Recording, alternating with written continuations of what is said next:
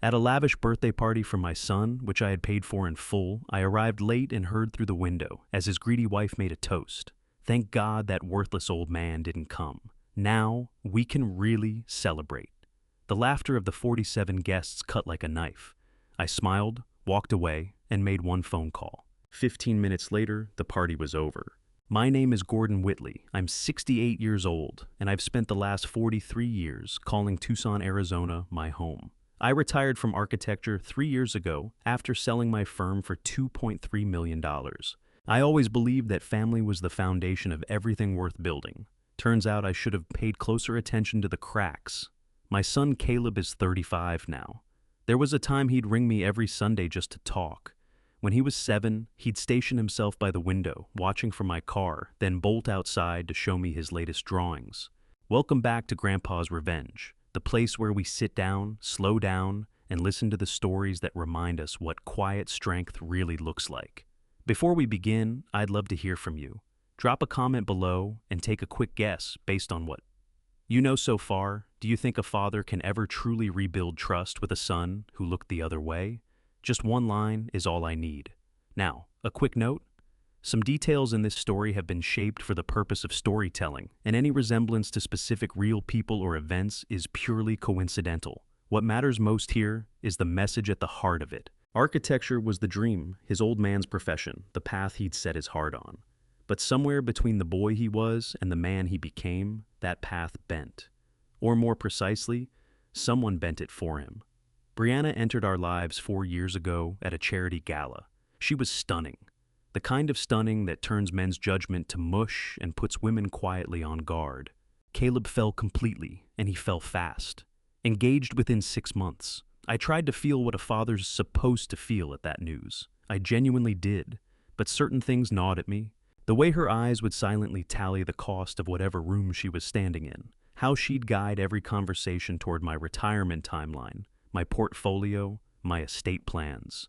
Her smile stopped short of her eyes every time she looked at me. The wedding was lavish. I paid for most of it. $87,000. Brianna's family contributed exactly nothing, pleading financial hardship. Caleb asked me to cover the honeymoon too.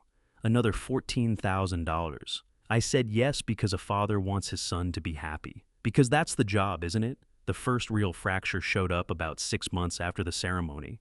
Caleb called, wanting $150,000 to $1,000 to expand his marketing agency. A sure thing, he told me. A can't-miss opportunity.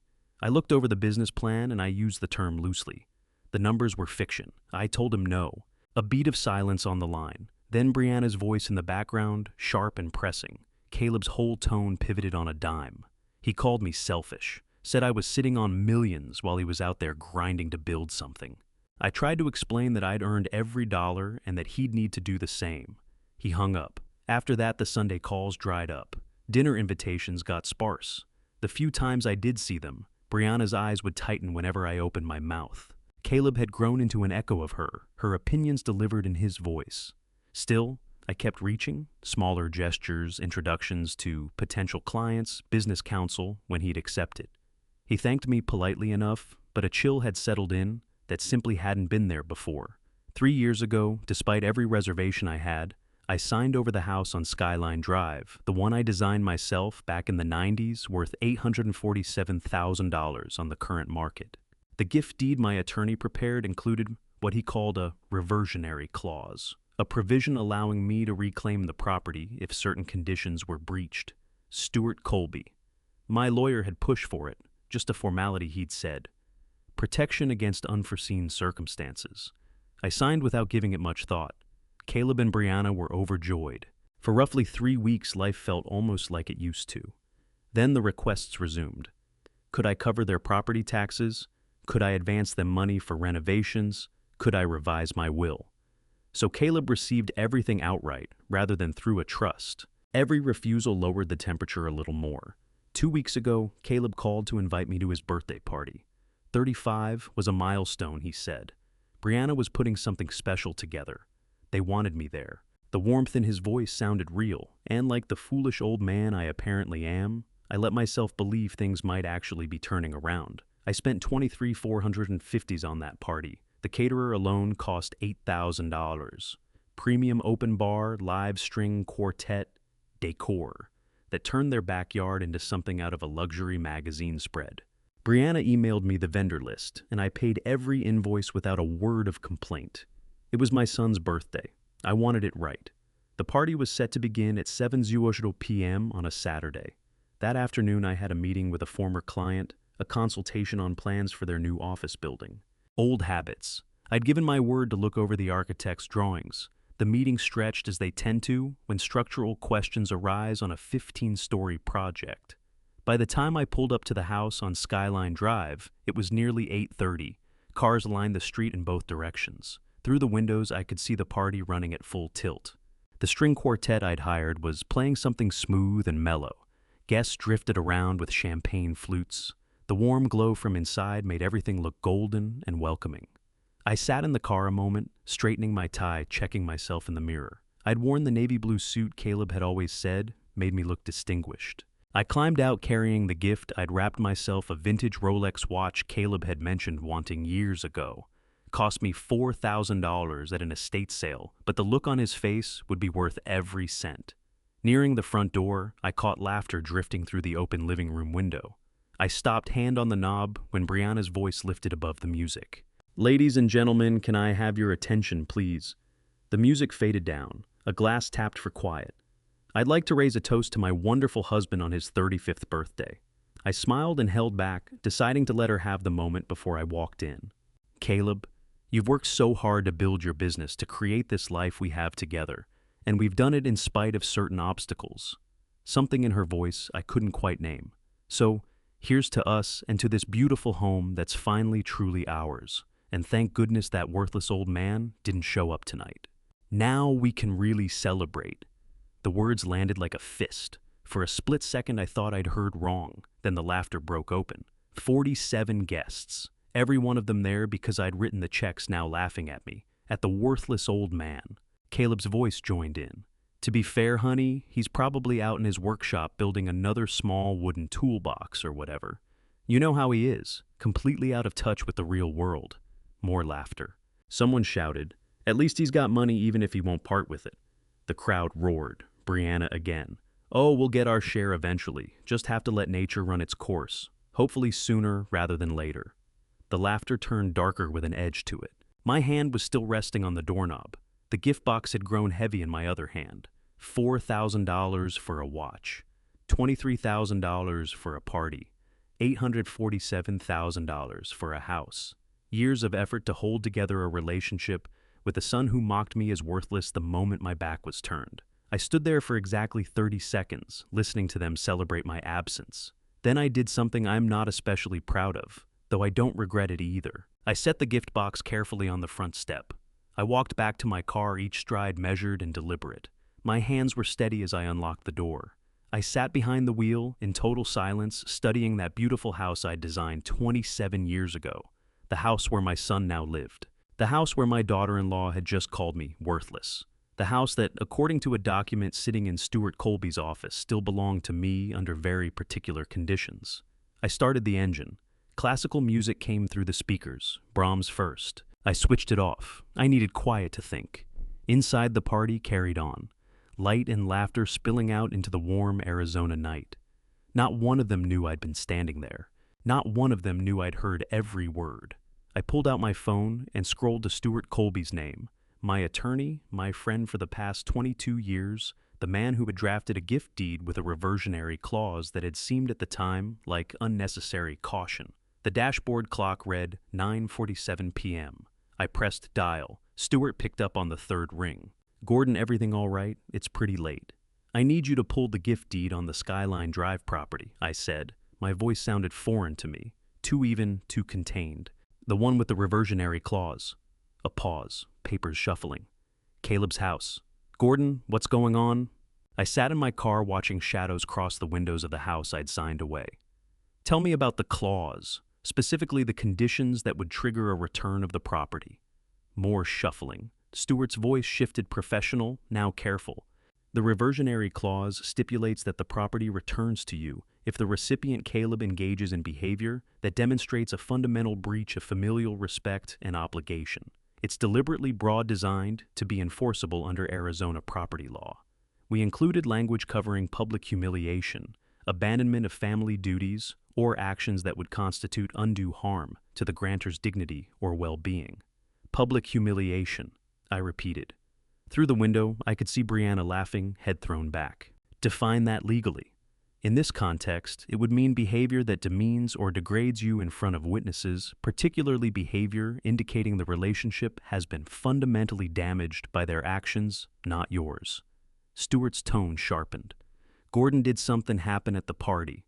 I told him, every word. The toast, the laughter, Caleb's crack about toolboxes and being out of touch, Brianna's joke about waiting for nature to run its course. The line went still for a long moment. When Stewart spoke again, his voice had shifted entirely. That's unambiguous public humiliation with 47 witnesses. The clause is enforceable. But Gordon, if we move on, how fast can you act tonight? Gordon, it's Saturday night. I'd need to reach Judge Beckett for an emergency hearing file. The paperwork, get a court order. How fast, Stewart? Another pause. I could almost hear him running the numbers. Judge Beckett owes me one from the Hendricks case. If I call in that favor, if I can reach him in the next 30 minutes, if he agrees this qualifies as an emergency, maybe 2 hours, maybe less. But are you certain this will detonate their entire life? I watched Caleb appear in the window, drinking hand-arm around Brianna's waist, both of them laughing. Activate the clause, I said. I want them out of that house tonight. This is scorched earth, Gordon. There's no coming back from this. I paid for the party they're using to celebrate my absence. I paid for the house they believe is finally truly theirs.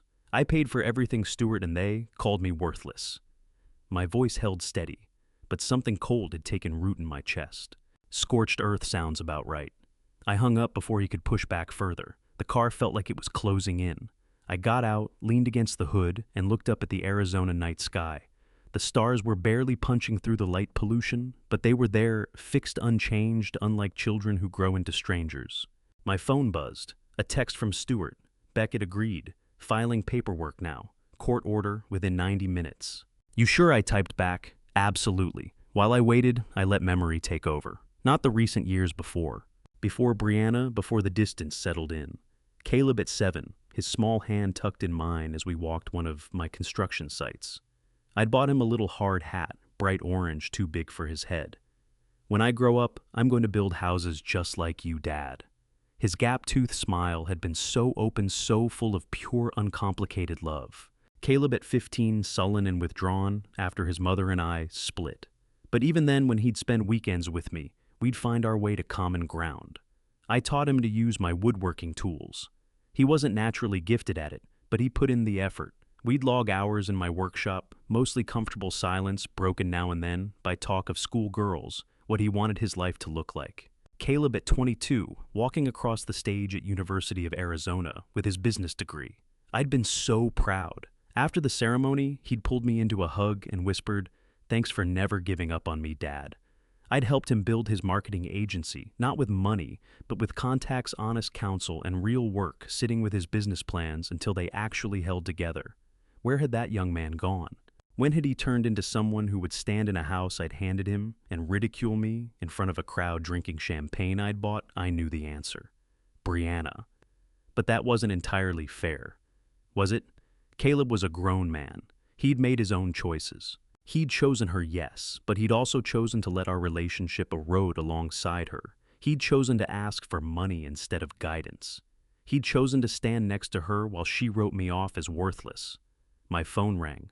Stewart. It's done. Judge Beckett signed the order. Sheriff's deputies are en route to 4521 Skyline Drive with a court-appointed executive. They'll be there in approximately 25 minutes. The order requires the premises be vacated within 60 minutes of notification. How did you move that quickly? Beckett's daughter is an architect. She follows your work. When I laid out the situation, he was sympathetic. Gordon, last chance. I can pull this back. I check my watch. 10:17 p.m. Don't pull it back. Understood. For what it's worth, I'm sorry it came to this. So am I. I ended the call and made a decision. I wouldn't be there to watch. Whatever satisfaction I might have felt seeing their faces when the deputies knocked wasn't worth my presence. This wasn't cruelty, it was consequence. They'd made their life in my house, and now they'd need to find somewhere else to land. I started the car and drove not home. I wasn't ready to face my own empty house. Instead, I headed to my workshop on North Oracle Road, a small commercial space I've held for 15 years, packed with woodworking equipment, half-finished furniture, and the permanent smell of sawdust and varnish. My sanctuary. I unlocked the door, hit the lights, and stood in the center of the room. A writing desk I'd been building sat on the workbench. 3 sides joined the fourth waiting walnut hand-carved details, the kind of work that demands time and patience. Caleb had reduced it to birdhouses for a room full of people drinking my champagne. I picked up the 4th piece and the wood glue. My hands were steady.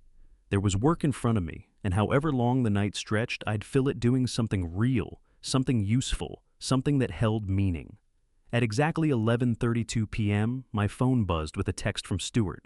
"It's done. They're out. Deputies confirmed compliance. House is secured. Are you okay?"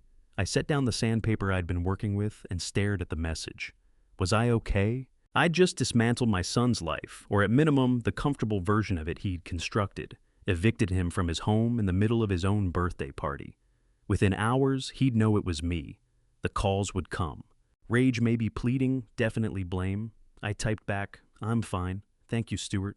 Another buzz. "This isn't over. They'll fight this. You know that, right? Let them fight. I have nothing but time." I put the phone on silent, laid it face down on the workbench, and picked up the sandpaper again. The wood was rough beneath my fingers, but patience and effort would make it smooth, beautiful, worthy of the care being put into it. Furniture, unlike certain things, could be brought right. Trust destroyed by betrayal was harder to restore, perhaps impossible. The 4th side of the desk took shape under my hands. Outside, somewhere in the Arizona night, my son and his wife were packing under police supervision. Their guests dispersed their perfect evening in ruins. I felt no pleasure in that picture, but I felt no regret either. Only a cold, clear certainty that what needed doing had been done. The worthless old man had finally shown them exactly what he was worth, and the price they'd pay for that lesson was only just beginning. I didn't learn the details of what happened at the house until the following morning. Stuart called while I was making coffee, sunlight cutting through the windows that faced my small backyard garden. "They're out," he said, skipping any preamble. "The deputies executed the order at 10:15 last night." Caleb opened the door, expecting a noise complaint from the neighbors. I filled my cup, watching the dark stream of coffee settle. How did he react? Shocked, confused, then furious once the court executive explained the situation. "Your daughter-in-law, Brianna." Stuart paused and I heard papers shifting. She became hysterical, screamed that it was a mistake, threatened to sue everyone in the room. The executive read the court order to her, word for word. She tried reaching several attorneys, but it was Saturday night. Nobody picked up. I added cream to my coffee, stirred slowly. And the guests, gone within 20 minutes. The deputies gave Caleb and Brianna 60 minutes to collect essentials. They used every minute of it. One of the officers noted that several neighbors came outside to watch. Quite a scene, apparently. I'm sure it was. I took a sip. The coffee was good. A medium roast I'd ground fresh from beans I kept in the freezer. Strange how ordinary things kept moving while someone else's world came apart. Did Caleb try to reach me? 7 times, all declined calls. Stuart's voice went quieter. "Gordon, he's going to keep trying, and when he does get through it, won't be a calm conversation." "I'm counting on it." After we hung up, I sat at the kitchen table for a good while just thinking. The house at 45-21 Skyline Drive sat empty now. My house, the one I'd designed in the 90s when Caleb's mother and I were still married, still content, still believed we'd grow old together in those rooms. I'd poured so much of myself into that design, the vaulted ceilings built to catch the light, the open floor plan she'd wanted, the study where I'd spent countless evenings going over blueprints while Caleb did his homework at the desk beside mine. I'd handed it to Caleb and Brianna 3 years ago, and they'd treated it as though it had always been theirs. No, that wasn't quite right. They'd treated it as though I owed them more still. My phone rang. Caleb. I let it roll to voicemail. It rang again and again. On the 5th call, I picked up. "Dad, what the—" He caught himself, his voice wound tight with barely leashed fury. "What happened last night? The police showed up at my birthday party and cleared everyone out. They said you're taking back the house." I set my coffee cup down with care.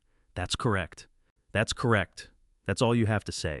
You evicted us during my birthday party in front of everyone. Do you have any idea how humiliating? Humiliating? I let the words sit between us. You want to talk about humiliation? Caleb.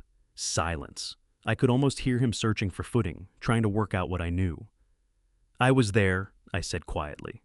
Last night, I heard Brianna's toast, the one about how wonderful it was that the worthless old man hadn't shown up. I heard you laugh. I heard you tell everyone I'm out of touch with the real world building birdhouses in my workshop. More silence.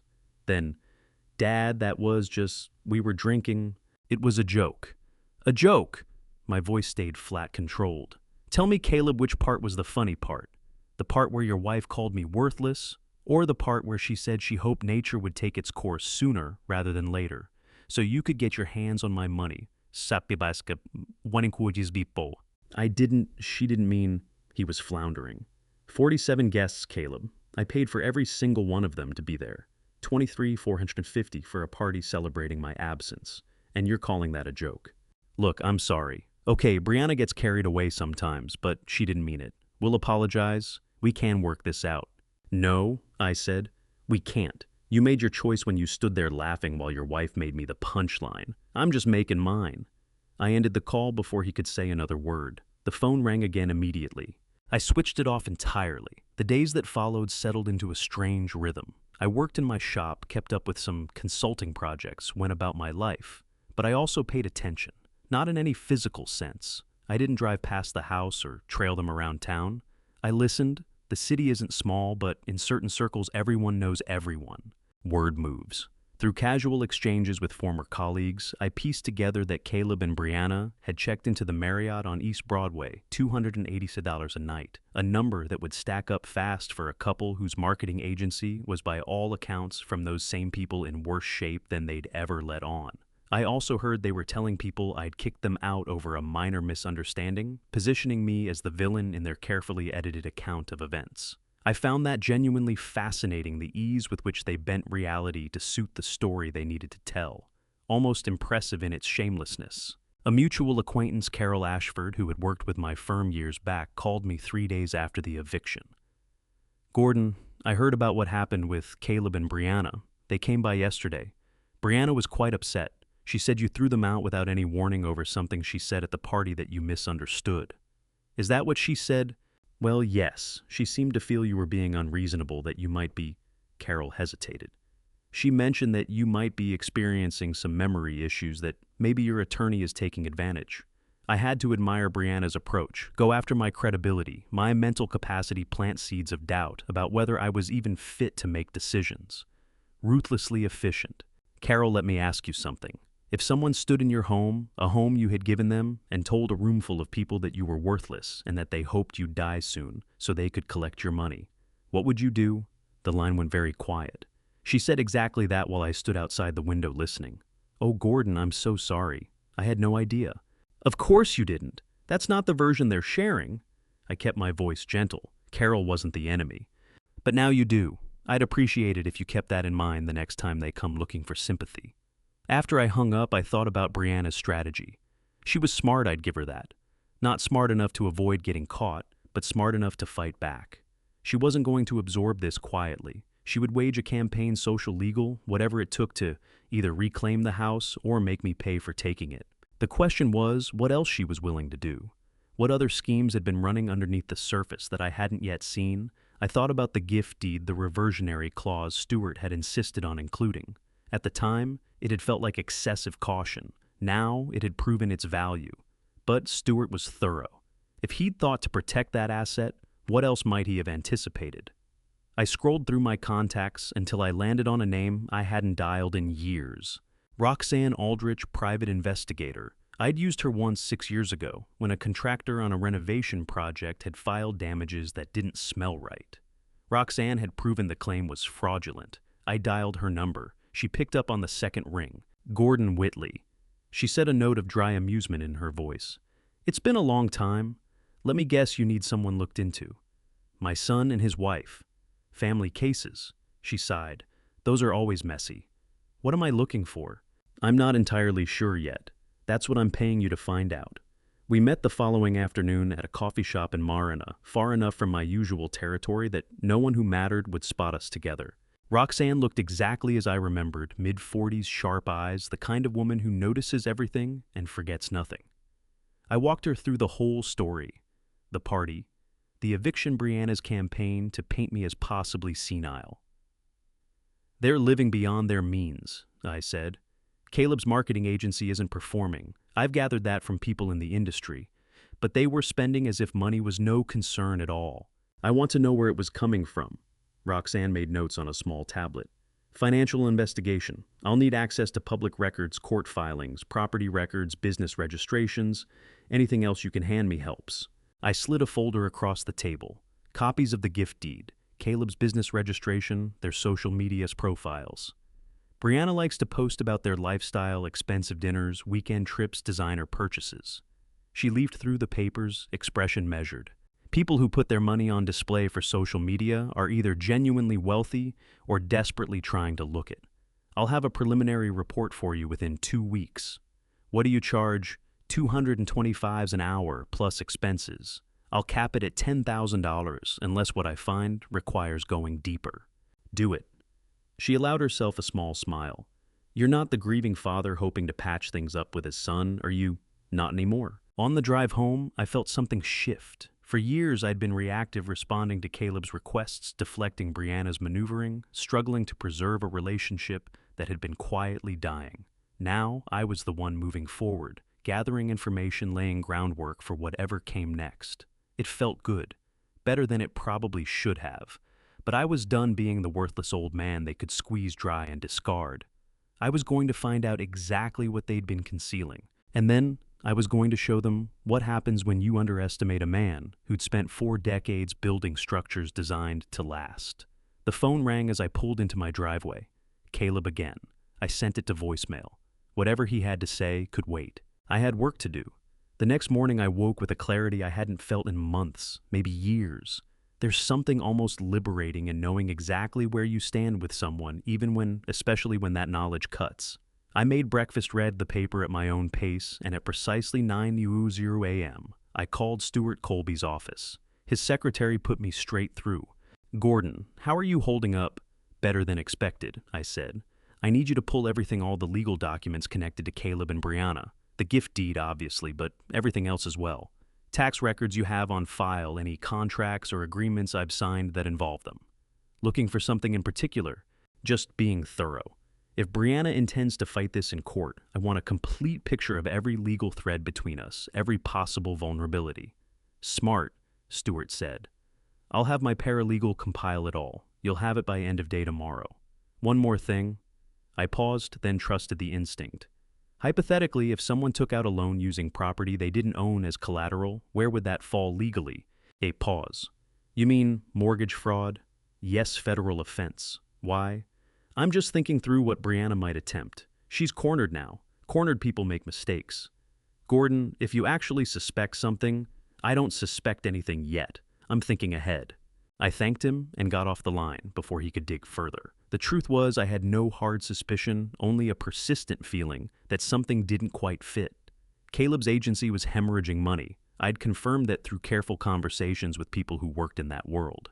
Yet they'd been living expensively and comfortably. The house I'd given them carried no mortgage, so their overhead should have been far lower than most couples their age. Where was the money going? Or more importantly, where was it coming from? That afternoon, I drove to my workshop and did something I rarely let myself do. I went through the boxes of family photographs stored in the back room. Pictures of Caleb as a baby, a toddler, a teenager, his high school graduation, his college acceptance letter, framed and signed by both of us. There was one photograph in particular that stopped me cold. Caleb at maybe 9 or 10, standing next to a small wooden toolbox we'd built together. It was lopsided, the lid slightly uneven paint, dripping in places where he'd been too enthusiastic with the brush. But he was beaming his gap-toothed grin, enormous one arm hooked around my waist. I'd kept that toolbox for years. It hung in my first workshop until it finally gave out. I remembered being so proud of him that day, so certain he'd grow into someone remarkable.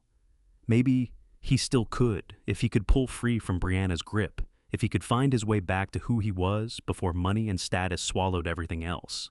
I put the photo back in the box and locked the storage room. Nostalgia was a trap. The Caleb in that photograph no longer existed if he ever truly had. The man who'd laughed along with his wife's cruel toast, that was the real Caleb. I needed to accept it. Over the next week, I fell into a routine I privately called reconnaissance. I didn't reach out to Caleb or Brianna directly. I didn't need to. The professional network provided everything I needed.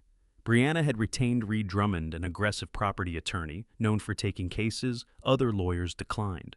$250 an hour with a $20,000 retainer. I found myself wondering how they were funding that. The hotel alone was running them over $2,000 a week, stacked Drummond's retainer on top, and they were burning through cash they supposedly didn't have. Interesting. I also learned through my network that Brianna had been working the phones, reaching out to family members, my sister, out in Florence Caleb's mother's relatives, even some of my former business partners. The message was the same everywhere. Gordon had suffered some kind of mental break. He'd become paranoid, cruel, possibly senile. They were innocent victims of his irrational behavior and needed support to fight back. Some people believed her. My sister called, worried and uncertain. I laid out the situation calmly with the facts. She believed me, but I could catch the doubt underneath her voice. Brianna was skilled at planting uncertainty. Others weren't so easily swayed. Vic Lundeen, my former partner, called to tell me Brianna had approached him for a character reference to support a legal filing, something about establishing that I was mentally unfit to manage my own affairs. I told her to go to... Vic caught himself. I told her no.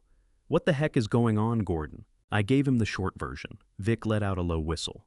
That's cold, the whole birthday party thing. Very. You need anything, you call me. I mean it. I thanked him and meant every word. It was good to be reminded who your real friends were. 10 days after the eviction, Roxanne Aldrich called. I have your preliminary report. You're going to want to see this face to face. We met at the same coffee shop in Marana. Roxanne slid a manila folder across the table. Your instincts were right. They're hiding something. I opened the folder. Inside bank statements, credit reports, property records. Walk me through it. The Caleb's agency is failing you, already knew that. But here's what you didn't know. They've been living on credit cards for the past 18 months. They're carrying over $90,000 in credit card debt, spread across 7 different accounts. 94. I stared at the figures. It gets better. 6 months ago, Brianna took out a home equity loan on the Skyline Drive property. $185,000. I looked up sharply. That's not possible. They didn't own the house outright. I gave them the gift deed, but there were conditions attached. She forged the documents. Roxanne tapped a page showing the loan paperwork. She used a copy of the gift deed, altered it to strip out the reversionary clause, and submitted it as proof of clear ownership. The loan company didn't look closely enough. They saw a house worth $800,000 free and clear and approved it. My grip tightened on the folder. That's fraud. Federal mortgage fraud, to be specific. She could face 30 years if prosecuted. Roxanne leaned back. But it explains why she came apart when you evicted them. The moment they lost the house, that loan would be called in immediately. She'd be exposed. I sat back and let it settle. Brianna hadn't just been greedy. She'd been criminal. And Caleb, did he know? Or was he as oblivious as he seemed about most things where Brianna was concerned? There's more, Roxanne said. I traced where the loan money went. They paid down the credit cards. That was $70,000. Bought Brianna a new Mercedes, $45,000. The rest went into their checking account and has been spent on restaurants, travel, shopping. It's gone, all of it, every cent. They're broke, Gordon. Worse than broke. They're buried in debt. And now that you've taken back the house, that loan is going to default. When it does, the bank will investigate, and when they investigate, they'll find the forged documents. I closed the folder deliberately. How long before that happens? The loan was structured around monthly payments tied to the property. Now that the property has reverted to you, the bank will be notified within 30 days. After that, she shrugged. Could be weeks, could be months before they dig deep enough, but it will happen. I sat in that coffee shop for a long time after Roxanne left, staring at the folder. Brianna had committed a federal crime using property I'd transferred in good faith. She'd falsified legal documents, defrauded a bank, and burned through the money, as if it would never run dry. And when I'd taken back the house, I'd inadvertently set in motion the chain of events that would bring all of it into the light. I should have felt victorious. Instead, I felt cold, deliberate, like someone studying a chessboard and seeing the next 10 moves laid out in front of them. I could walk into a police station right now, hand over Roxanne's report, and Brianna would be arrested within days. But something held me back. If I moved too fast, Caleb might never fully grasp what she'd done. He might always cast me as the villain who destroyed his marriage, not the father who tried to pull him back from the edge. No, this needed to be handled with care, strategically. I called Stewart from the parking lot. I need you to prepare criminal fraud documentation, but don't file it yet. Gordon, what did you find? Everything we needed. I'll explain later. Just have the paperwork ready. My next call was to Caleb. He answered immediately, hope sharp in his voice. Dad, tomorrow morning, 10-0, my workshop. Come alone. I don't know if alone, Dad. If Brianna comes with you, I won't open the door. I hung up before he could push back. That evening, I sat in my workshop surrounded by sawdust and varnish, turning over the difference between justice and revenge. Revenge was emotional, messy, ultimately hollow. Justice was precise, measured, lasting. I had no interest in revenge. Justice was something I could work with. And tomorrow, my son was going to learn exactly what his wife had done, what they'd both become. Tomorrow, he'd have to decide which side of the line he wanted to stand on. I picked up a sheet of sandpaper and went back to the desk piece I'd been working on for weeks. The wood was stubborn, full of knots and uneven grain, but with patience and the right pressure in the right places, even the most resistant piece could be shaped into something of value. It was going to be a very interesting conversation. Caleb didn't come alone. I watched them pull up through the workshop window, Caleb's sedan, with Brianna in the passenger seat. They sat in the car for several minutes, clearly in the middle of an argument. I could see her gesturing with sharp, emphatic movements, her face set in the kind of tight, controlled fury I'd come to recognize. Caleb kept shaking his head, but she wasn't letting it go. Finally, they both got out. I met them at the door before they reached it. I said alone, I told Caleb. We're married, Brianna said, her voice clipped. Whatever you have to say to him, you can say to me. I looked at my son. His face was drawn and hollowed out. He'd lost weight in the past week and a half. Caleb? He couldn't hold my eyes. She insisted. I could have closed the door, should have probably, but something made me step back. Fine, come in. The workshop was my territory, wood, smoke, and varnish tools, arranged with the precision I'd built over decades of architectural work. Brianna glanced around with barely concealed contempt, cataloging everything as shabby or past its time. Caleb's eyes moved to the writing desk I'd been working on. 3 sides joined the 4th, still waiting. You wanted to talk, Brianna said, folding her arms. So, talk. I walked to my workbench and lifted the folder Roxanne had given me. I wanted to show Caleb something, but since you're here, you may as well see it too. What I was about to uncover wasn't just a betrayal. It was the kind of discovery that reaches back through years and rewrites everything you thought you understood. Before we get there, I want to ask you something. If you found out someone close to you had been quietly working against you the whole time, would you confront them immediately, or would you gather every last piece of proof first? If this is about the house she started, but I cut her off, it's about money, specifically $185,000 you borrowed against a property you didn't own. The color drained from Brianna's face so fast it was almost comical. Almost. Caleb looked confused. What are you talking about? I opened the folder and fanned the documents across the workbench. Loan applications, bank statements, property records. 6 months ago, Brianna took out a home equity loan on the Skyline Drive house. The trouble was, she had no legal standing to do it. The gift deed I'd given them carried restrictions. She stripped those restrictions from the copy she submitted to the bank. That's not true, Brianna stammered, but the edge had gone out of her voice. I had every right. You forged legal documents, I said, keeping my voice even. That's federal mortgage fraud. It carries a maximum sentence of 30 years in federal prison. Caleb snatched up the documents, hands trembling as he scanned them. I watched his face as the truth settled in. Brianna, is this real? It's a mistake, she said quickly. The bank got it wrong. I didn't forge anything. Don't lie to him. My voice was quiet, but it carried the weight of something absolute. The private investigator I hired found all of it. The original gift deed with the reversionary clause, the altered version she submitted to the bank, the loan disbursement, the Mercedes she bought with part of the money, every single transaction. You hired a detective to spy on us. Brianna's shock was curdling into fury. That's insane. You're paranoid and vindictive. And thorough, I corrected. I'm thorough and suspicious. Turns out, I had every reason to be. Caleb was still fixed on the papers. $185,000. Where did it all go? $70,000 to pay off your credit cards, I said, watching Brianna's face. $45,000 for the Mercedes. The rest fed into your checking account across 6 months. Every bit of it is documented. We needed that money, Brianna said, her voice climbing. Caleb's business was in trouble. We had expenses. You committed a federal crime, I said. And now, the house is back in my name, which means that loan is heading toward default. When it does, the bank will investigate.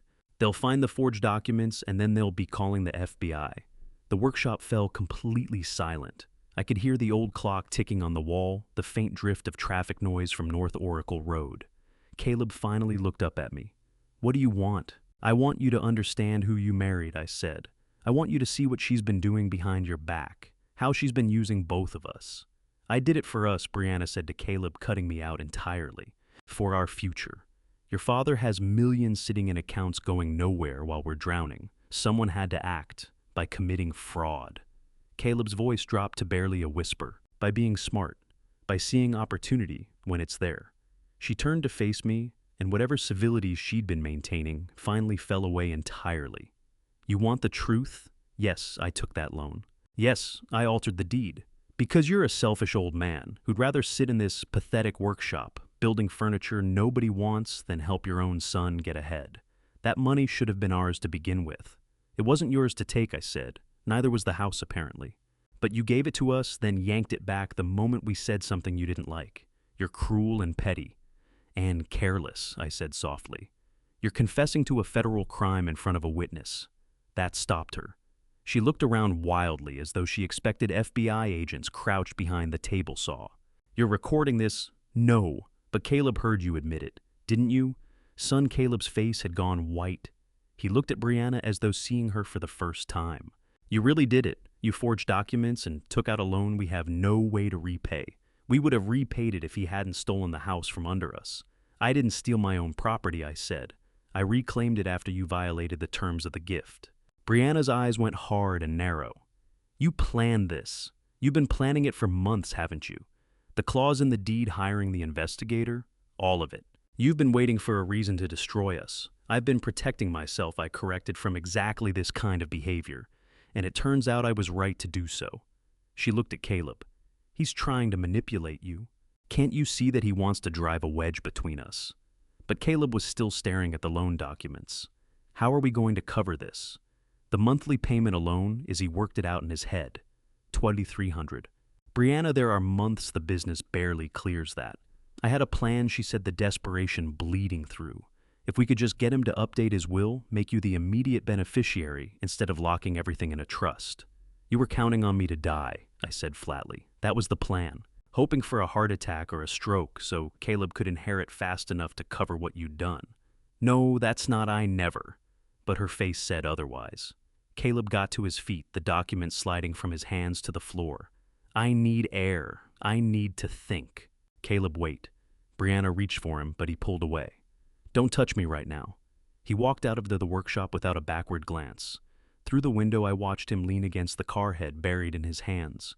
Brianna turned to face me, and what I found in her eyes was pure calculation. The tears, the desperation it had, all been theater. Now she was assessing, recalibrating, hunting for a new angle. What do you want? She asked, her voice entirely transformed, flat, businesslike. I want you to understand that I have you completely, I said. I have the evidence. I have a witness. I can hand you to federal prosecutors whenever I choose, but you haven't. Why? Oh, because I want to give Caleb the chance to decide for himself. I gathered the scattered documents and slid them back into the folder.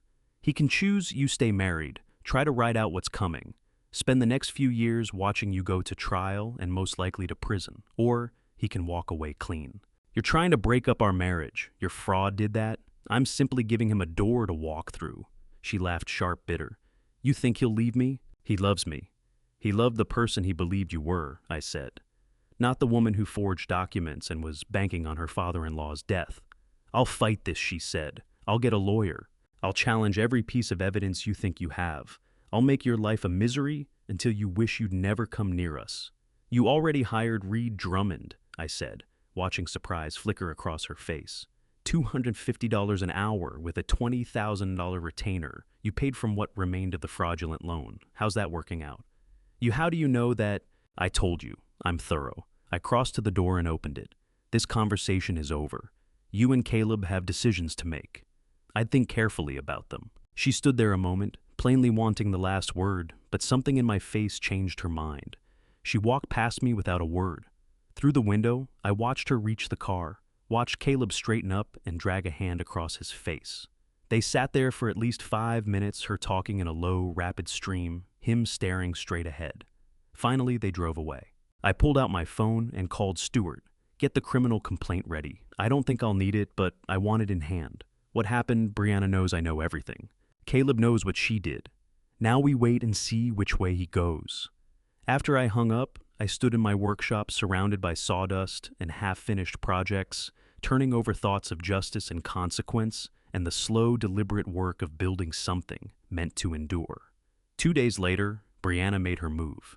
The knock came early on a Tuesday morning. I expected Stuart or maybe a courier with legal paperwork. Instead, I found a woman in her mid-40s, professionally dressed, clipboard in hand, wearing the expression of someone who would have preferred a different assignment.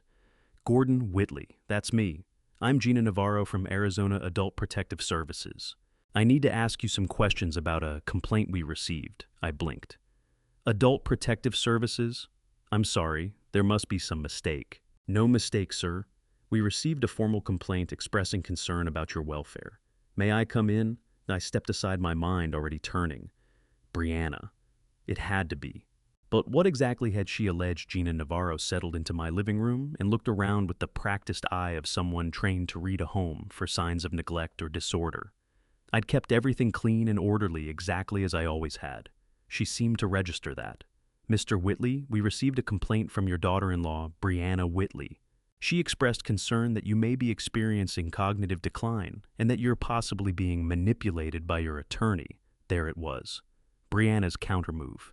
If she could have me declared incompetent or under undue influence, she could attack the eviction, maybe even the fraud investigation.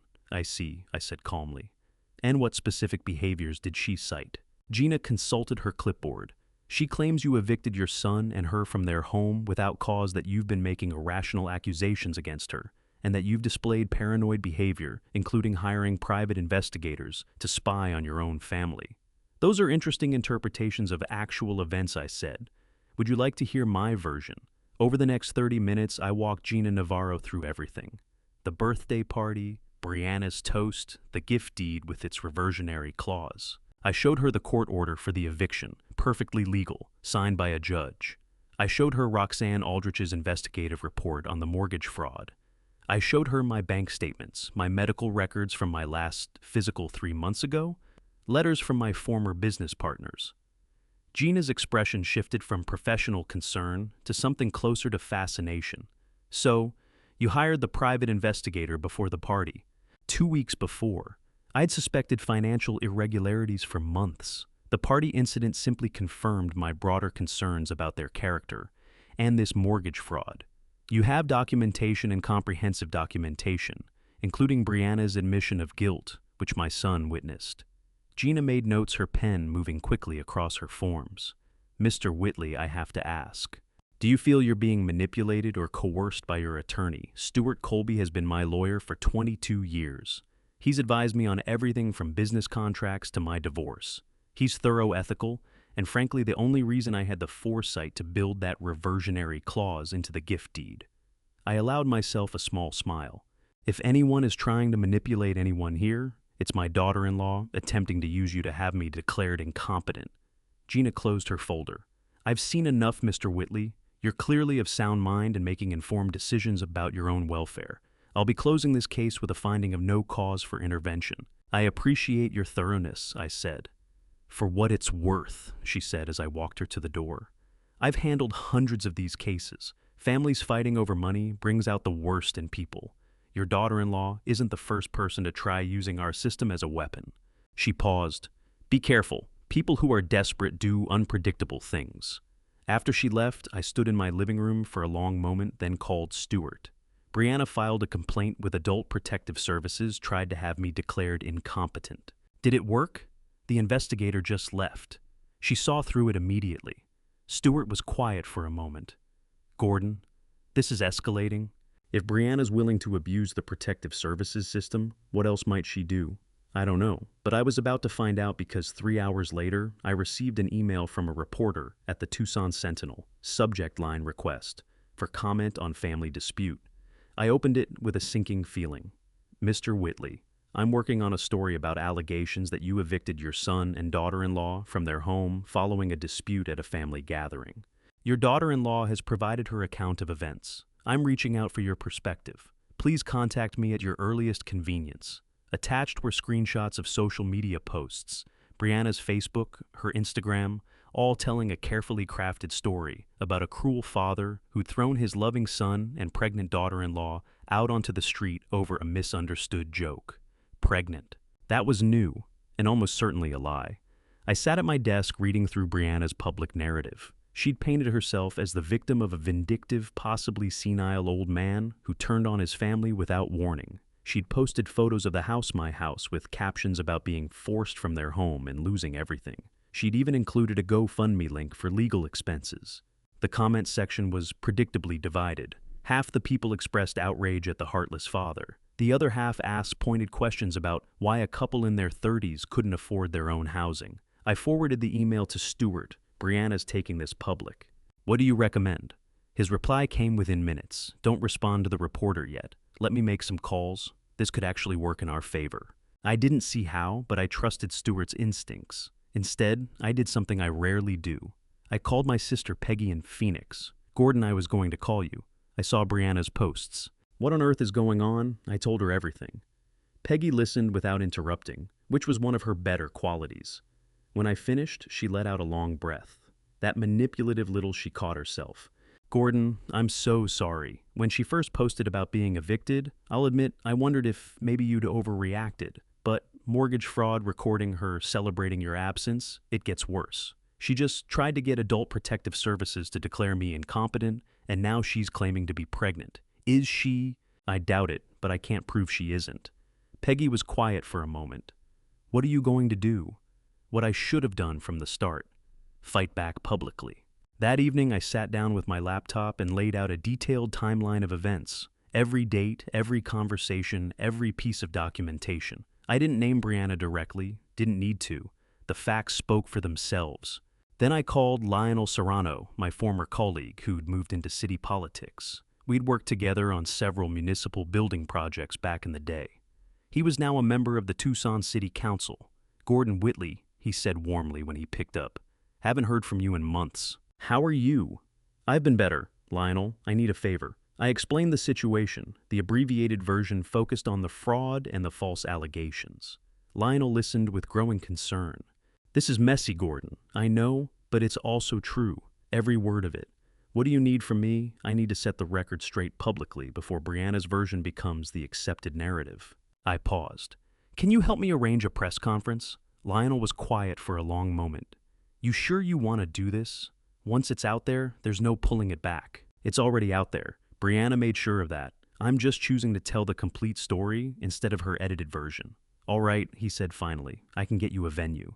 The community center has a press room. I can reach out to some media contacts, let them know you're making a statement about a legal matter. But Gordon, you need to have your evidence ready. Real evidence, not just your word against hers. I have everything I said. Court orders, bank records, the investigative report, even security camera footage from the house. Security cameras. I smiled. I had them installed when I first built the place. Kept them running even after I signed it over to Caleb. Brianna had no idea they were there. Lionel let out a low whistle. You recorded the party. Every word of that toast, every laugh, all of it time-stamped and backed up to cloud storage. Gordon, Lionel said, and I could hear the grin in his voice. You magnificent, devious old architect. When do you want to do this? As soon as possible, before she spins this any further. I'll make calls tomorrow. Give me 48 hours. After we hung up, I pulled up the security footage on my computer. I'd already watched it once the night after the eviction. Watching it again didn't make it any easier. There was Brianna beautiful and smiling, raising her glass. There was my son laughing along with her cruel joke. There were 47 guests, not one of them uncomfortable enough to object. But now that footage wasn't just painful, it was ammunition. I downloaded the relevant clips, backed them up to 3 separate drives, and emailed copies to Stewart with a note. For the press conference, make sure the audio is crystal clear. Then I did something I probably shouldn't have. I called Caleb. He answered on the 4th ring. "Dad, have you made a decision yet?" A long pause. "About what?" "About who you want to be, Caleb. The man who stands by while his wife commits federal crimes and slanders his father, or the man who does the right thing even when it's hard. It's not that simple." "Yes," I said quietly. "It is. Brianna committed fraud. She tried to abuse the protective services system. Now she's lying to the media about being pregnant and homeless. At what point do you say enough? She's my wife. She's a criminal who's using you." More silence then. "What do you want from me?" "I want you at the press conference I'm holding in 2 days. I want you to stand there and tell the truth about what she did not for me." "For yourself. You're holding a press conference. Brianna made this public. I'm just correcting the record with evidence. I let that settle. You can be there or not. Your choice. But either way, the truth is coming out." I hung up before he could respond. 2 days. 2 days until everything became irreversible. 2 days until the worthless old man showed this city exactly what he was made of. I picked up the sandpaper and went back to work, moving by the light of my workshop lamps, getting ready for what came next. The Tucson Community Center's press room was smaller than I expected, but Lionel Serrano assured me it would be adequate. A podium stood at the front of the room, facing rows of chairs already filling with journalists. I counted at least 15 reporters, plus camera crews from 3 local news stations. "You sure about this?" Lionel asked quietly as we waited in the side room. "Once you walk out there, there's no pulling it back." "I'm sure." Stewart was with me along with his paralegal carrying 3 folders of documentation. The previous evening we'd spent organizing everything into a clean chronological narrative. The gift deed, the reversionary clause, the court eviction order, Roxanne Aldrich's investigation report, bank records documenting the fraudulent loan, and the security footage cleaned up, subtitled "Impossible to Misread." At exactly 2:00 drawers, Lionel walked to the podium. "Thank you all for being here. Gordon Whitley has asked to make a statement regarding recent allegations in the media." Mr. Whitley. I stepped up to the podium and looked out at the assembled press. Some faces carried curiosity, others skepticism. In the back row, I spotted the reporter from the Tucson Sentinel who'd emailed me. She was watching closely pen, poised above her notepad. "My name is Gordon Whitley," I began. "I'm a retired architect, 68 years old, and I've lived in Tucson for 43 years. 2 weeks ago, I evicted my son and daughter-in-law from a house I own on Skyline Drive. They've since claimed I acted irrationally, possibly due to mental incompetence. I'm here to correct that record." I pressed the remote in my hand. Behind me, a screen lit up with the first document, the original gift deed. 3 years ago, I gave this house to my son, Caleb, as a gift. The property was worth approximately $847,000 at the time. My attorney, Stuart Colby, advised me to include what's known as a reversionary clause, a provision that returns ownership to me if certain conditions are violated, specifically if Caleb or his wife engaged in conduct constituting a fundamental breach of familial respect and obligation. Next slide. The court order. On the evening of May 15th, I arrived late to my son's birthday party, a party I had financed to the tune of $23,450. As I approached the house, I heard through an open window my daughter-in-law Brianna delivering a toast. I have security camera footage from inside the house. With your permission, I'd like to play the relevant portion. I nodded to Stuart. The screen switched to video. The quality was excellent. I'd installed high-end cameras when I built the house. There was Brianna animated in radiant champagne glass raised. The audio was crystal clear. "Ladies and gentlemen, can I have your attention, please? I'd like to make a toast to my wonderful husband on his 35th birthday." The press room went silent, every person leaning forward. Snorts. "Caleb, you've worked so hard building your business, creating the life we share, and we've done it in spite of certain obstacles. So here's to us and to this beautiful home that's finally truly ours. And thank goodness that worthless old man didn't show up tonight. Now we can really celebrate." The laughter from the party guests carried through the press room. Then Caleb's voice. To be fair, honey, he's probably out in his workshop, building another birdhouse or whatever. You know how he is. Completely out of touch with the real world. More laughter. Brianna again. Oh, we'll get our share eventually. Just have to wait for nature to take its course. Hopefully sooner rather than later. I paused the video. The press room was absolutely silent. Some reporters' faces registered open shock. Others were scribbling furiously. I stood outside my own house, I said quietly, listening to 47 guests I had paid for, laugh at the worthless old man who wasn't there. I listened to my daughter-in-law voice her hope that I would die soon so they could inherit my estate, and I made a decision. Next slide. The timeline of what followed. Within 2 hours, I had contacted my attorney and invoked the reversionary clause. The court granted an emergency hearing, and by 10:15 that evening, deputies were at the door with an eviction order. Caleb and Brianna had 60 minutes to gather essentials and go. The eviction was completely legal, completely justified, and completely deserved. A reporter raised her hand. Mr. Whitley, your daughter-in-law claims you're experiencing cognitive decline. She filed a complaint with Adult Protective Services. She did, I confirmed. A social worker visited me 3 days ago. After reviewing my medical records, my financial documents, and speaking with me directly, she closed the case with a finding of no cause for intervention. I have the official report here, if anyone wishes to review it.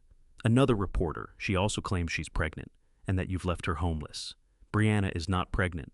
That's a fabrication engineered to generate sympathy. As for homeless, she and Caleb have been staying at the Marriott on East Broadway at 280 sols per night. They aren't destitute. They're desperate. And the reason they're desperate is this. I pressed the remote again. New documents filled the screen. Bank records, loan, applications, property paperwork with highlighted sections. 6 months ago, Brianna Whitley took out a home equity loan for $185,000 using my house as collateral. The problem is, she did not legally own that house. She forged documents stripping the reversionary clause from the gift deed before submitting it to the bank. That's federal mortgage fraud. She used those funds to pay off credit card debt, purchase a Mercedes, and sustain their lifestyle. Every penny is gone, and now that I've reclaimed the property, that loan is in default. The room erupted in murmurs. Cameras zoomed in on the documents on screen. I waited for the noise to settle. I hired a private investigator 2 weeks before the birthday party because I suspected financial irregularities. That investigation confirmed what I feared. Brianna committed a federal crime using property I'd extended to them in good faith. When I carried out the eviction, I hadn't just reclaimed my house. I'd inadvertently set off the discovery of that fraud. The Sentinel reporter stood. Have you filed criminal charges? Not yet. I wanted my son to have the chance to make the right choice to step away from a woman who committed fraud, who publicly wished for my death, and who is now lying to the media about being pregnant and homeless. Caleb has 48 hours to decide which side of the line he stands on. If he doesn't, I'll hand all of this evidence to the FBI and let them take it from there. Brianna Whitley will face federal prosecution for mortgage fraud, which carries a maximum sentence of 30 years in prison. I let that settle watching the room absorb it. Then I delivered the final piece. I want to be clear about one thing. I'm not a vindictive man. I'm not doing this for revenge, but I am finished being treated as a worthless old man by people who want my money and nothing else. I built a successful architecture firm across 4 decades. I raised my son as well as I knew how. I gave generously because I believed family came first. But when someone turns that generosity into a weapon, when they forge your documents and toast your absence, there have to be consequences. I gathered my notes.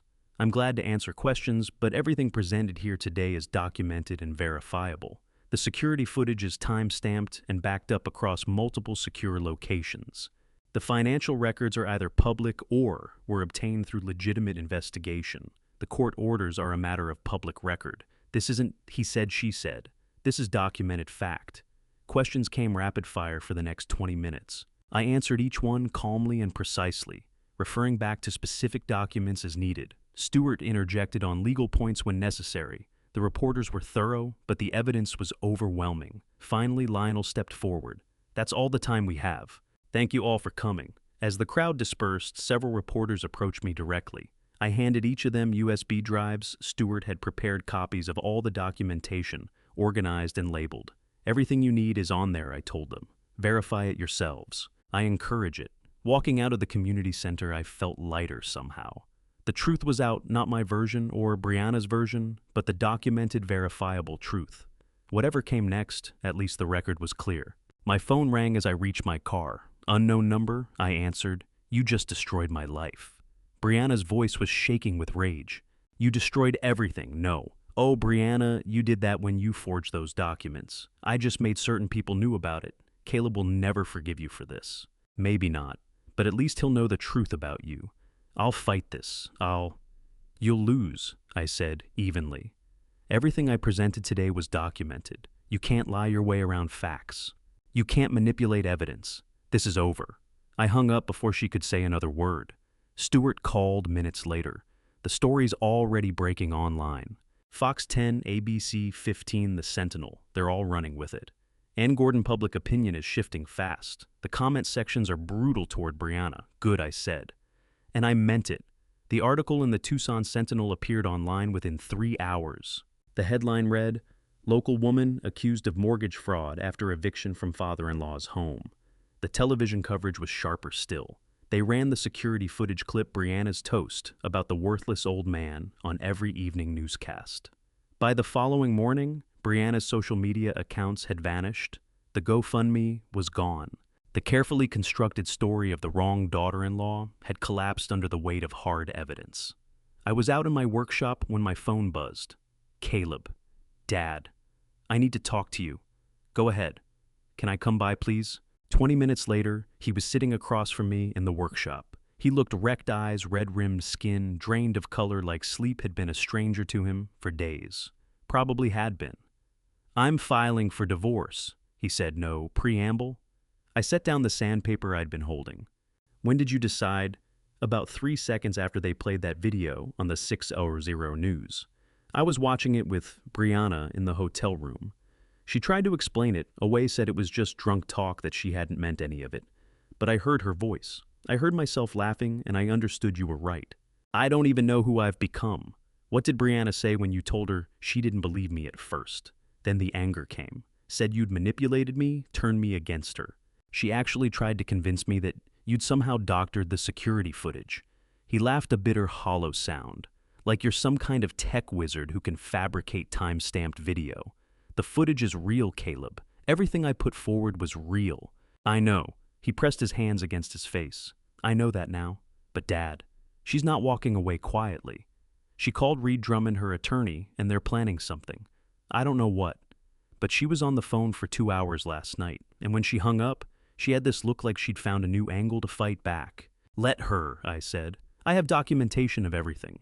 She called someone else too. I couldn't catch the whole conversation, but I got pieces of it. Something about adult protective services not working, so they needed a different approach. Something about proving you'd manipulated me into turning on her. I sat with that. She's running low on moves, Caleb. The fraud is documented. The eviction was legal. My mental competency has been certified by the state. What's left for her to do? The answer came the next morning. I woke up to a bank email flagged urgent. Someone had tried to access my accounts in the night using what looked like legitimate credentials. The fraud detection system had blocked it, but the bank wanted me in immediately to verify my identity and reset my security. I called Stewart first. Someone tried to hack my bank accounts. Brianna, who else would it be? She must be desperate enough to go after my finances directly, maybe hunting for something to use against me, or maybe hoping to turn up evidence of financial mismanagement. Did they get in? No. The bank stopped them. But Stewart, this has moved past property disputes. This is criminal hacking.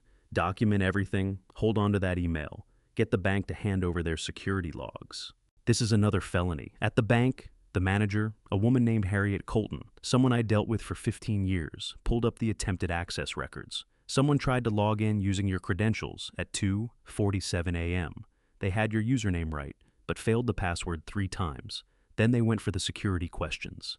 Got your mother's maiden name wrong, your first car wrong. The system locked them out after 5 failed attempts. Can you trace where the access came from? Already did. The IP traces back to the Marriott on East Broadway. There it was. Brianna, reckless and cornered, trying to break into my accounts from her hotel room. I need all of this on record, I told Harriet. Official documentation, security logs, the works. Already printing. "Mr. Whitley, would you like to file a police report?"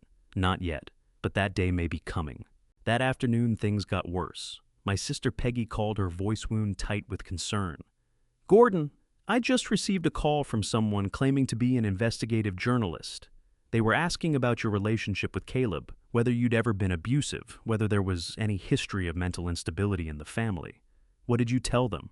I told them it was none of their business and hung up. "But Gordon, it felt coordinated, like someone had hired them to dig up dirt on you." "Brianna," I said, "she's trying to torch my reputation since she can't fight the facts." Over the following 2 days, I got calls from 3 more family members, all with the same story. Someone was running what amounted to a smear operation, fishing for anyone willing to say something damaging about me. They were asking about my divorce 30 years ago, about Caleb's childhood, about my business dealings, anything that might be bent into proof of bad character. I called a family meeting, not in person, but a conference call, my sister, my ex-wife, and a handful of cousins who'd been approached. I walked them through everything, showed them the documentation I'd laid out at the press conference. "So, what do we do?" Peggy asked. "Don't speak to anyone claiming to be a journalist without first verifying their credentials. If they do check out, tell them the truth, that I'm a decent man who was betrayed by people he trusted, and that I'm doing nothing more than protecting what's mine and defending my dignity." My ex-wife Caleb's mother, Cheryl, spoke up for the first time. "Gordon, I saw the video. What Brianna said about you. I'm so sorry. That's not on you, Cheryl. But it is partly. I raised Caleb to respect you, but after the divorce, maybe I let that slip. Maybe if you did fine," I cut in gently. "Caleb's choices are his own. He's a grown man." That evening, a certified letter arrived. I recognized Reed Drummond's law firm name on the return address. Inside was a formal legal notice. Brianna Whitley was filing a civil lawsuit against me for defamation, emotional distress, and wrongful eviction. She was seeking $2.5 million in damages. I called Stewart immediately. "She's suing me." "For what?" I read him the list of claims. When I finished, Stewart was quiet for a beat. Then he laughed. Actually laughed. "Gordon, she's suing you for defamation after you presented documented evidence at a press conference, and for wrongful eviction after a court order." He laughed again. "This lawsuit won't survive a motion to dismiss. It's frivolous. Drummond must be desperate for billable hours, or Brianna's desperate for any weapon she can get her hands on. Either way, this is not a threat. It's a tantrum dressed up in legal language, but it was still a weight to carry, still one more thing to manage, still another reminder that Brianna wasn't going to quit until she had no choice." The next morning, I walked out to find my workshop's front window had been spray painted. One word in black paint: liar. I stood there staring at it, coffee in hand, a cold fury settling deep in my chest. This had moved past legal maneuvering. This was vandalism, harassment. Brianna had stepped across yet another line. I took photos, called. The police filed a report. The responding officer was sympathetic but straight with me. "Without cameras or witnesses, we can't prove who did this. Could have been anyone." "It was my daughter-in-law," I said, "or someone she hired." "Can you prove that?" "No." "Then all I can do is document it." After he left, I brought in a security company and had cameras mounted all around the property. Then I called Stewart. She vandalized my workshop. "Did you file a police report?" "Yes, but they can't pin it on her." Gordon, Stewart said, measured and deliberate. "I think it's time to stop holding back. File the criminal fraud complaint. Let the FBI deal with Brianna. This is getting dangerous." He was right. I knew he was right. But something made me pause. I'd given Caleb 48 hours to make his choice. That window hadn't closed yet. Despite everything that had happened, I wanted to give my son the opportunity to do the right thing before I brought the full force of federal law down on his wife. "One more day," I said. "If Caleb files for divorce by tomorrow, I'll hold off on the fraud complaint. Give him the chance to step away cleanly. But if he doesn't, or if Brianna tries anything else, I'm done waiting." "Fair enough," Stewart said. "But Gordon, watch yourself. Cornered people do desperate things." That night I sat in my workshop, the one with the freshly scrubbed window where Liar had been, and turned over in my mind how far this had all unraveled. From a birthday party toast, to federal fraud, to vandalism, and a smear campaign. Brianna was fighting with everything she had, hurling every weapon she could reach, legal or otherwise. But she was fighting from a losing position, and she knew it. Every move she made only drove her deeper into the hole. Tomorrow was the deadline. Tomorrow Caleb would either file for divorce or I would file the criminal complaint. One way or another, this war was nearing its end. I picked up my phone and sent Caleb a text. Tomorrow is the deadline. Choose wisely. His reply came 3 minutes later. I know. I'm ready. I hoped he was for both our sakes. The next morning arrived with the kind of stillness that follows a long storm. I was at the kitchen table with my coffee when my phone buzzed. Caleb, I filed the papers an hour ago. He said no, lead up. Divorce petition. It's done. I set my cup down with care. How did Brianna react? She doesn't know yet. I did it while she was out meeting with Reed Drummond. I packed up my things from the hotel room and left the papers on the bed. By the time she gets back, I'll be gone. Where are you headed? A friend's couch for now. Then I'll find something. Something I can actually manage on my own. He paused. Dad, I know this doesn't fix everything. I know how badly I've treated you. But I want you to hear this. I'm not in her corner anymore. Whatever comes down on her, she brought it on herself. Thank you, Caleb. Are you still going to file the criminal complaint I thought through it? All the vandalism, the attempted hacking, the smear campaign. Brianna had blown past every line there was. Yes. But I'll give you a few days to get clear of her first. You don't need to be anywhere near it when the FBI comes knocking. After we hung up, I called Stewart. Caleb filed for divorce. I'm ready to move forward with the fraud complaint. I'll have the paperwork together this afternoon. We'll file it at the FBI Tucson field office first thing tomorrow. Good. But Brianna wasn't finished. That afternoon, Reed Drummond called Stewart directly. I was already in Stewart's office when he put it on speaker.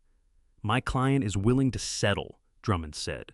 She'll drop the defamation lawsuit, agree to leave the city, and never contact the Whitley family again. In exchange, your client doesn't file criminal charges. Your client committed federal mortgage fraud, Stewart said, his voice flat. That's not something either of us can negotiate away. The bank was defrauded of $185,000. They'll want prosecution regardless of what Gordon wants. The bank doesn't know about the forged documents yet. They will. The loan is already in default. When they start pulling threads, they'll find everything. Gordon's complaint just speeds up what's coming, no matter what. A pause. Then what does he want? Stewart looked at me. I took a slow breath. I want her to face what she did. No deals, no settlements, no slipping off somewhere to start over clean. She committed a crime. She gets prosecuted. You're destroying her life, Drummond said. She destroyed her own life when she put her name on those forged documents. I'm just making sure it doesn't stay buried. Drummond hung up without another word. That evening, an email from Brianna landed in my inbox. No subject line. 2 sentences. I hope you're proud of yourself. You've ruined everything. I deleted it without reply. The next morning, Stewart and I walked into the FBI Tucson field office carrying a folder 3 inches thick. Documents, evidence witness statements, security footage, bank records, all of it organized by date and cross-referenced throughout. The agent who met with us was a woman in her early 40s named Kelly Pruitt.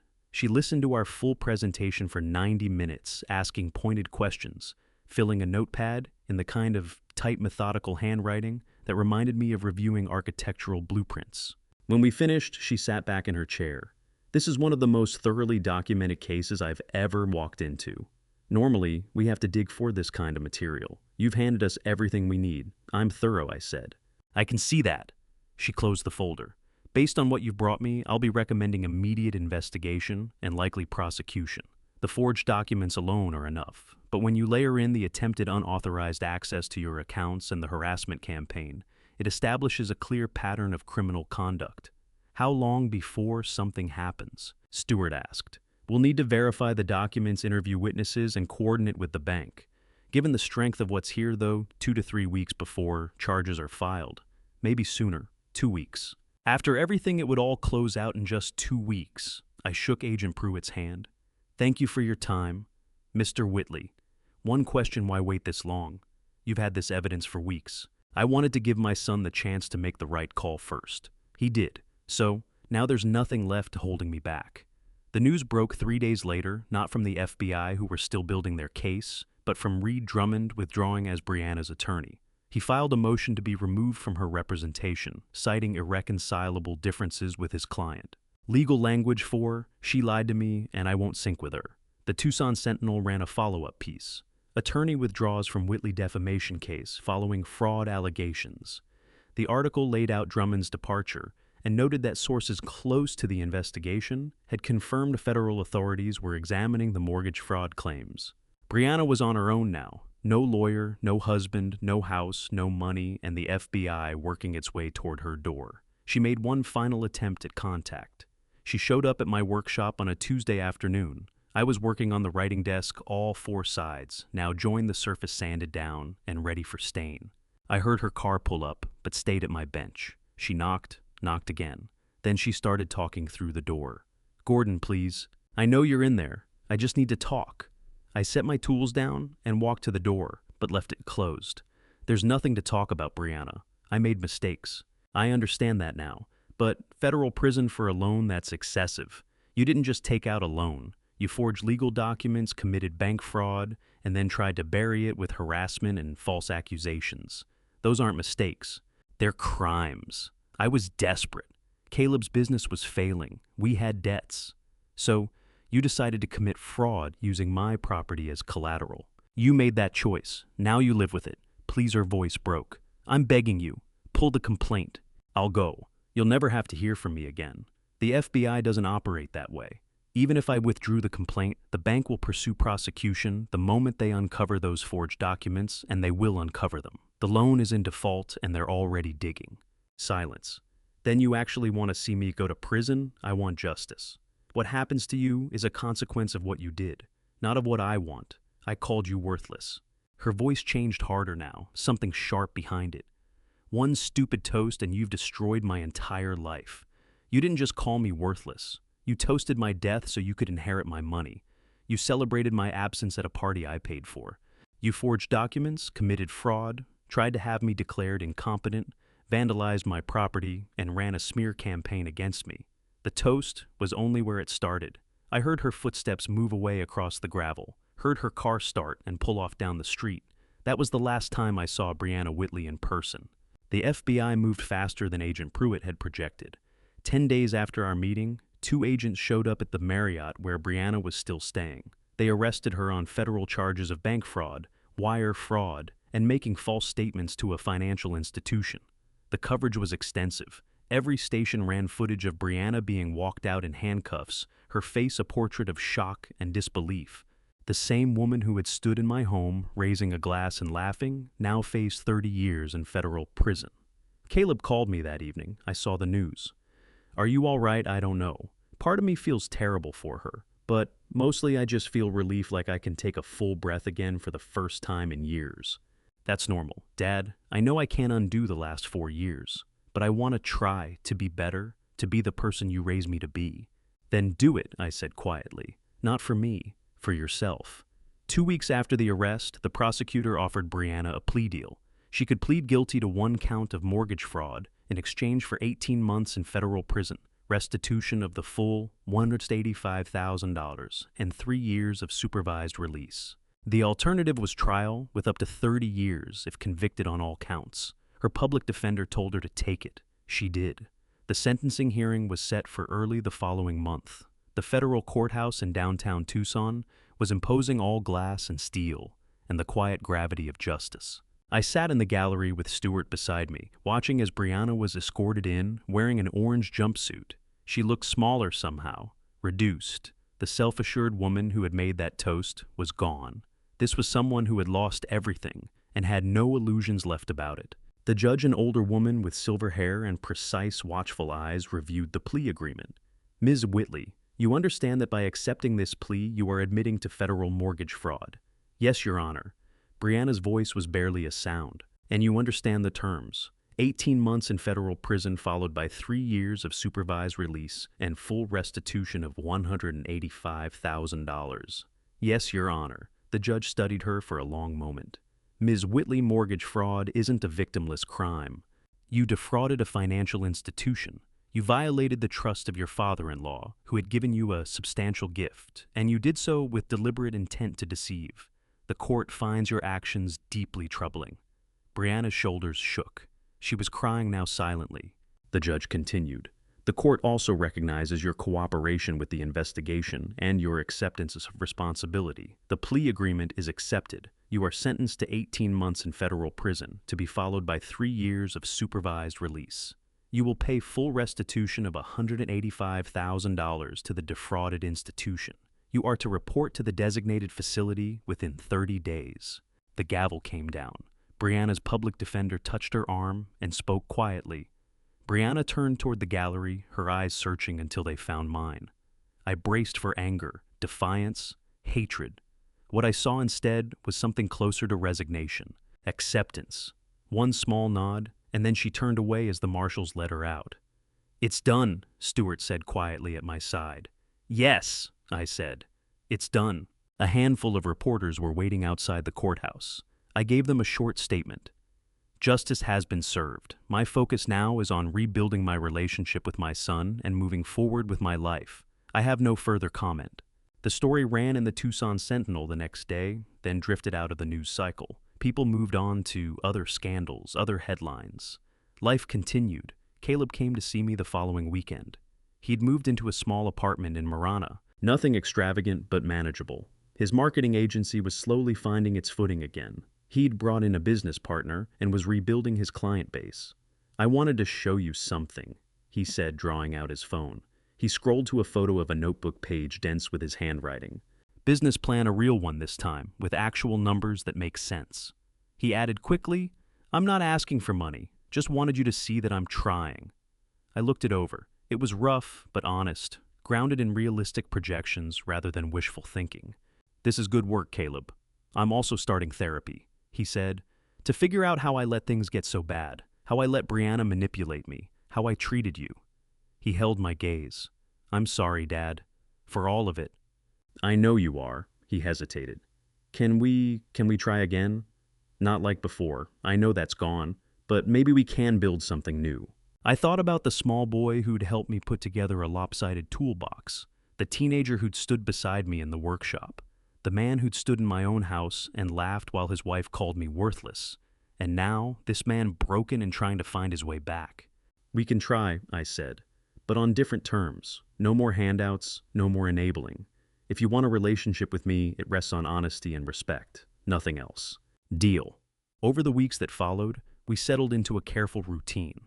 Sunday dinners at my house, Caleb helping me cook, the two of us talking about his business, his life, his therapy. He brought his son, my grandson, whom I hadn't laid eyes on in over a year. The boy was 6 shy at first, but he warmed up the moment I showed him the workshop. "Can we build something, Grandpa?" he asked. We put together a small wooden toolbox, nothing elaborate. But watching my grandson's face light up when we finished it, seeing that same joy I'd once seen in Caleb's eyes, that was worth more than any act of revenge. Brianna was transferred to a federal facility outside of Florence. She would serve at least 15 months before being eligible for release. The house on Skyline Drive remained mine. I thought about selling it, but in the end, I chose to keep it. Maybe someday Caleb would earn it back. Maybe not. Either way, that would be my call to make. The whole ordeal gradually faded from my daily thoughts. I returned to my workshop, to my woodworking, to the quiet life I had made for myself. The writing desk I'd been working on throughout everything walnut hand-carved details was finally finished, strong and beautiful, and built to last. I donated it to a charity auction. It sold for $3,000, which went to a local veterans housing fund. That felt right somehow. One evening in late summer, I was in my workshop listening to Miles Davis and sanding a new piece when my phone rang. It was Stewart. "Just wanted to let you know the defamation lawsuit Brianna filed against you was officially dismissed today. The judge ruled it frivolous, given her criminal conviction." Good to know. Also, the bank received the first restitution payment from the court. It's going to take Brianna years to pay it all back, but at least the process has started. "Thank you for the update, Stewart." After we hung up, I stood in my workshop surrounded by sawdust and half-finished projects, the smell of wood and varnish, the sound of music drifting through the old speakers.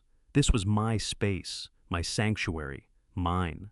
I thought about everything that had happened: the birthday party, the toast, the eviction, the investigation, the press conference, the arrest, the sentencing. All of it had begun because I'd overheard my daughter-in-law call me worthless and toast my absence. But I wasn't worthless. I never had been. I was a man who'd built a successful business, designed buildings that would stand for generations, raised a son who was now learning to be better. A man who'd stood up for himself when others tried to use him, who demanded respect when people tried to strip it away. The worthless old man had shown them all exactly what he was worth. I set the sandpaper down, then picked it back up and returned to my work. The wood was rough beneath my fingers, but with patience and the right pressure, it would become smooth, beautiful, worthy of the care I'd put into it. Outside, the Tucson sun was going down, painting the sky in shades of orange and gold. Another day ending, another day survived. Another day lived on my terms. Justice had been served. Not revenge, never revenge. Just the plain, satisfying knowledge that actions have consequences, that dignity matters, and that sometimes the worthless old man is the only one in the room who knows his true worth. I smiled, picked up my phone, and sent Caleb a text. "Dinner this Sunday. Your turn to cook." And that was how it ended. Not with a shout, not with a slammed door. Just a text message, a Sunday dinner, and the slow, careful work of starting over. I won't pretend any of this was easy. There were nights I sat in that workshop and wondered whether standing my ground had cost me more than it was worth. But I believe God doesn't ask us to be doormats in the name of love. He asks us to be honest, even when honesty is the harder road. What I lost in that season, the closeness I thought I had, the blind trust, I wouldn't trade back. Because what came after was built on something real. These are the kinds of father stories that don't always get told, but they should be. The ones where a man chooses his dignity and somehow in the end saves the relationship too. If these grandpa revenge stories have taught me anything, it's this. First, a gift given with no conditions is not generosity. It is an open door to exploitation. Protect what you've built. Second, when someone shows you who they are in an unguarded moment, believe them the first time.